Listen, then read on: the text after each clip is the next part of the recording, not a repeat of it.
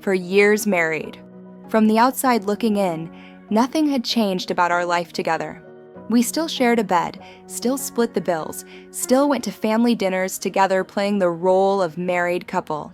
We maintained all the external markers of partnership, joint bank account, shared apartment, wedding photos still displayed, both our names on the lease. To anyone observing our life, we were simply a married couple doing what married couples do. Coexisting, managing a household, showing up to obligations together. But inside, I'd left months ago. Maybe longer. I couldn't pinpoint exactly when the departure happened, couldn't identify a specific moment when I crossed from being present to being gone. There was no dramatic exit, no conscious decision to emotionally disconnect. It was more like I looked up one day and realized I was already on the other side of something, already detached, already living in a different reality than the one our shared life suggested. I noticed it in small ways at first. One day I realized I didn't care if he texted back anymore. I'd send a message about something, did you pick up milk? When will you be home? Should I start dinner? And whether he responded immediately or 3 hours later or not at all, I felt exactly the same. Nothing. No relief at his quick response, no irritation at being ignored. The caring had simply evaporated without me noticing it leave. I didn't feel disappointed anymore when he forgot things. He'd forget something I'd mentioned, that I had an important meeting, that my mom was coming to visit, that I'd asked him to pick something up, and I'd feel nothing. No hurt, no frustration, no surprise. Just blankness. Because I'd stopped expecting anything from him so completely that his failures to show up didn't even register as failures anymore. They were just facts, like weather. And you don't feel disappointed by weather. The disconnection was gradual, and then it was sudden. Like slowly turning down the volume on a stereo, notch by notch, so gradually you don't notice it getting quieter until one day you realize there's no sound at all, and you can't remember when the silence actually began. That's how it was with my feelings for him. They diminished so slowly I didn't track their disappearance, and then one day I recognized I felt nothing and couldn't identify the moment I'd stopped feeling everything. I stopped sharing my day with him, not because I was punishing him or trying to make a point, but because his responses felt worse than silence. He'd give me or okay while looking at his phone, these minimal acknowledgments that somehow felt more dismissive than if he'd said nothing at all. At least silence is honest. His fake engagement, his performance of listening without actually hearing, it made me feel more alone than being actually alone. So I stopped talking, just stopped opening my mouth about anything that mattered. I stopped asking about his day too, and that scared me more than anything else because it meant I didn't care. Not in an angry, hurt way.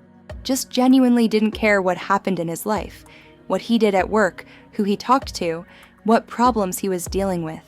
He'd come home, and I wouldn't ask how his day was because I had no interest in the answer. The curiosity that used to exist between us, wondering about each other's lives, wanting to know each other's thoughts, it was just gone. Dead. And I felt nothing about its death. I'd look at him sometimes and feel absolutely nothing. Not love, not affection, not even the kind of fond familiarity you'd feel for an old friend. But also not anger or resentment or hurt. Just blank.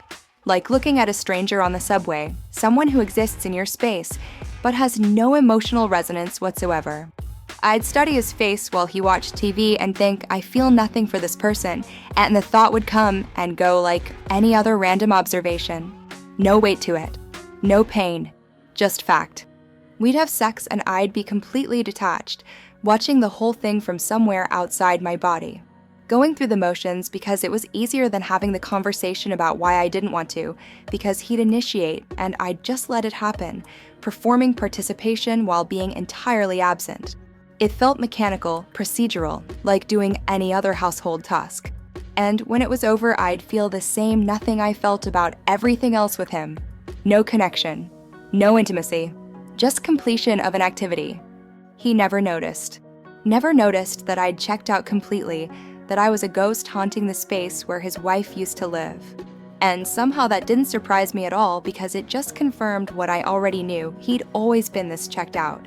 He'd never been paying close enough attention to notice when I stopped being present.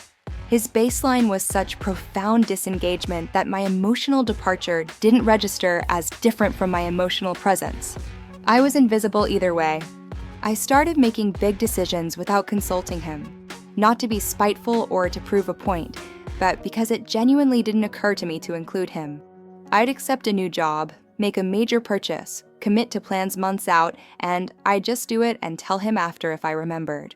Or not tell him at all and let him find out organically. Because consulting him would have required seeing him as a partner whose input mattered, and I didn't see him that way anymore. He was just someone who happened to live in my apartment. Small decisions too. All decisions. What to eat, what to watch, how to spend my evening, whether to go somewhere or stay in. I stopped the automatic consultation that happens in partnerships, stopped factoring in his preferences or schedule or wants.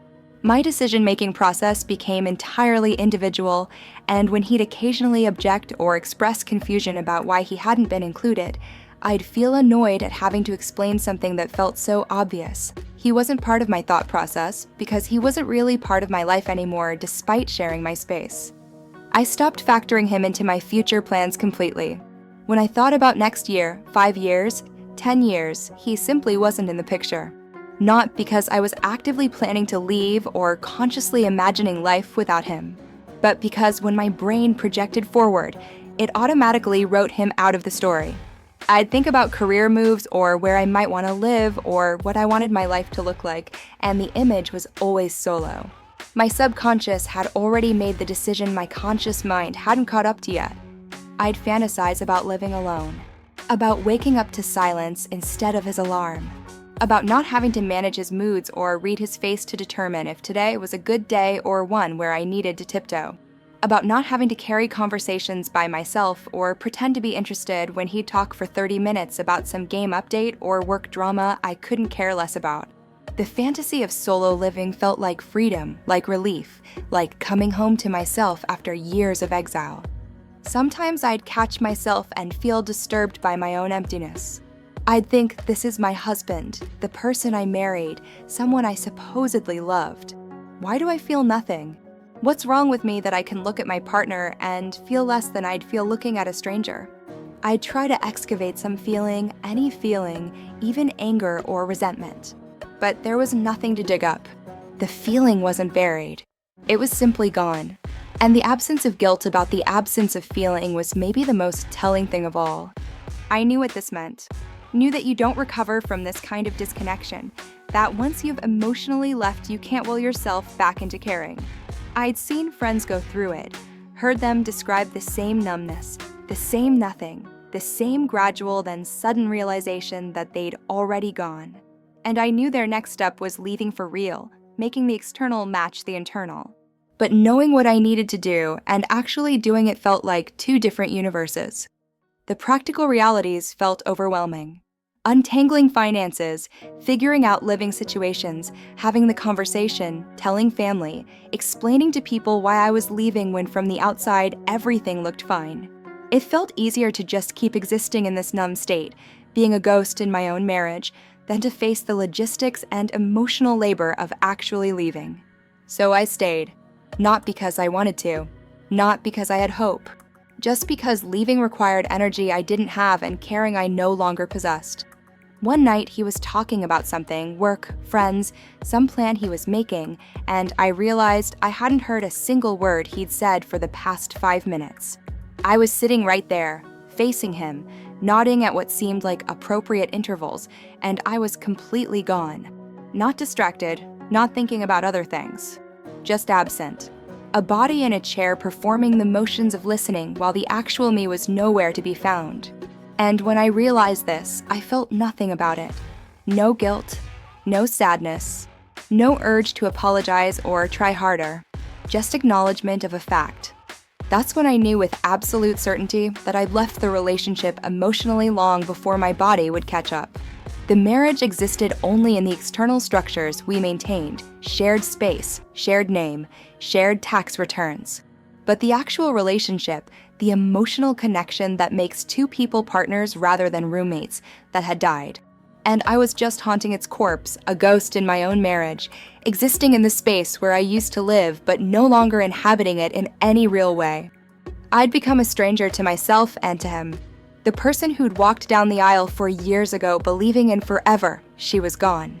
And in her place was someone going through the motions, maintaining the illusion of partnership while being entirely alone, staying in a marriage that existed only on paper and in shared logistics.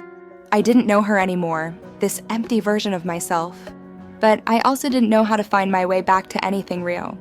The truth is I'd been preparing to leave for months without consciously knowing it. Every decision I made solo was practice for solo life. Every future I imagined without him was rehearsal for actually being without him. Every feeling of nothing was my heart protecting itself, building scar tissue over the wound of hoping, shutting down to survive the disappointment of being unseen. My emotional departure wasn't weakness. It was my subconscious finally choosing myself after years of choosing to stay in something that was killing me slowly.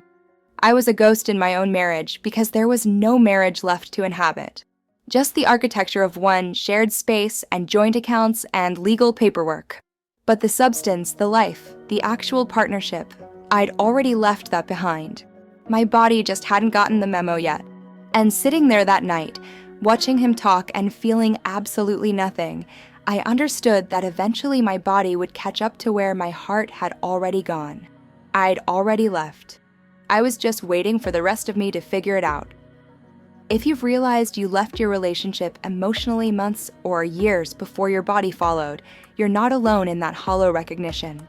Many have shared in the comments about being a ghost in their own marriage, feeling nothing where love used to be, staying physically while being gone in every way that matters. Sometimes the hardest part is honoring that internal departure.